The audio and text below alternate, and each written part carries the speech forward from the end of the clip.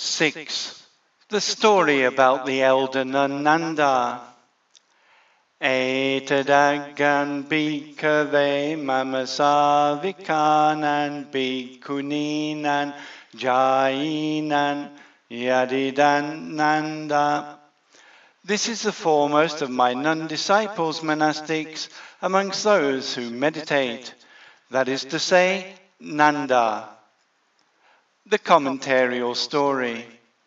In the 6th story, amongst those who meditate, that is to say, Nanda, it shows why the elder nun Nanda, amongst those who delighted in meditation, was said to be foremost. Her aspiration and good deeds. At the time of the Buddha Padamutara, it seems, she was conceived in a good family home in Hamsawati. Later, while listening to the teacher teach the Dhamma, she saw the teacher place a certain nun as being foremost amongst those who meditate, did a great deed, and aspired for that position herself. Her last life. She was reborn amongst gods and humans only for 100,000 aeons, and was reborn at a time before our teacher, being conceived in the womb of Mahāparinibbānasuttaṁ Gotami.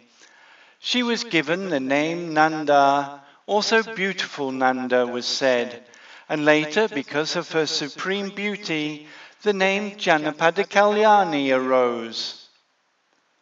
After the one of 10 powers had attained omniscience, and gradually come to Kapilavatthu, given the going forth to Rahula and Nanda, and was leaving after the time of the great king Suddhodana's final Nibbana, she understood, after Mahāparinibbānasuttaṁ Gotami and Rahula's mother had renounced, they received the going forth in the presence of the teacher.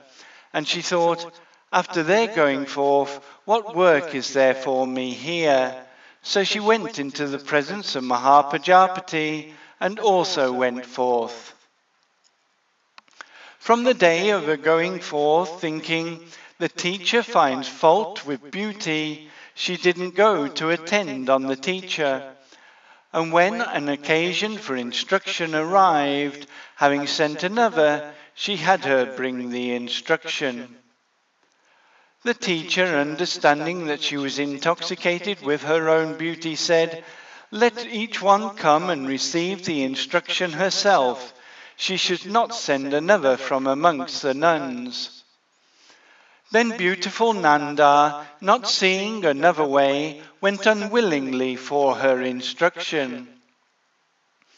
The teacher, because of her conduct, created a beautiful woman with his spiritual power who held a palmyra fan and seemed to be fanning him. Seeing that, beautiful Nanda thought, without reason I was heedless and I did not come, yet such beautiful women go about confidently in the presence of the teacher. My beauty is not worth even a 16th part of the beauty of their beauty. Not knowing this for such a long time, I did not come. She stood there gazing at the woman's form. The teacher, knowing she was endowed with all the former conditions, recited the verse found in the Dhammapada.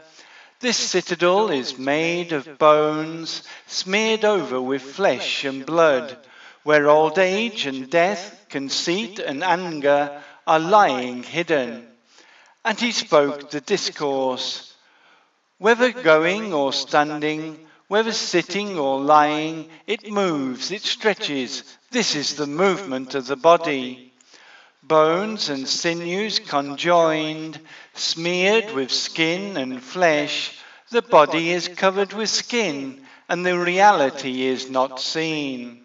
Full of intestines, full of undigested food, having a lumpy liver, a bladder, heart, lungs, kidney and spleen, mucus, spit, sweat and fat, blood, synovial fluid, bile and grease.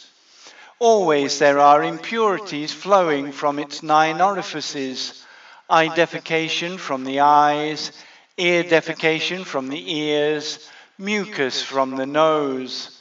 From the mouth, vomit is vomited, also bile and phlegm, perspiration and dirt from the body, and its hollow head is filled with the brain. A fool, honouring ignorance, thinks of it as beautiful, but when it lies dead, bloated and discoloured, cast aside in the charnel ground, even his relatives have no further expectation of it.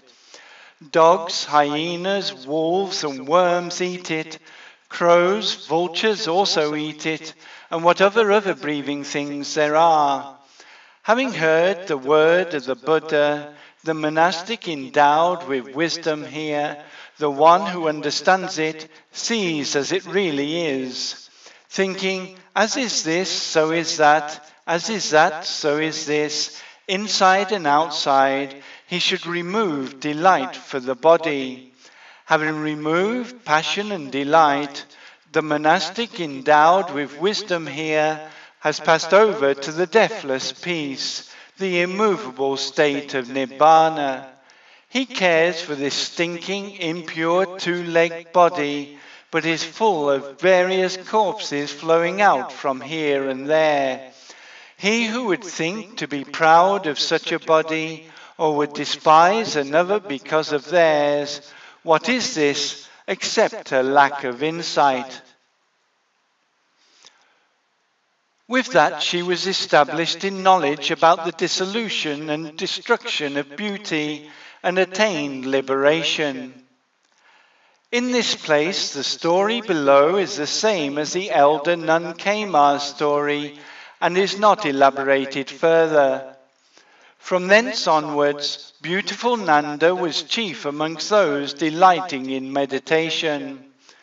Later, the teacher was sitting in Jeta's wood, and as he was assigning the places of the nuns in order, he placed the elder nun Nanda in the foremost position amongst those who meditate.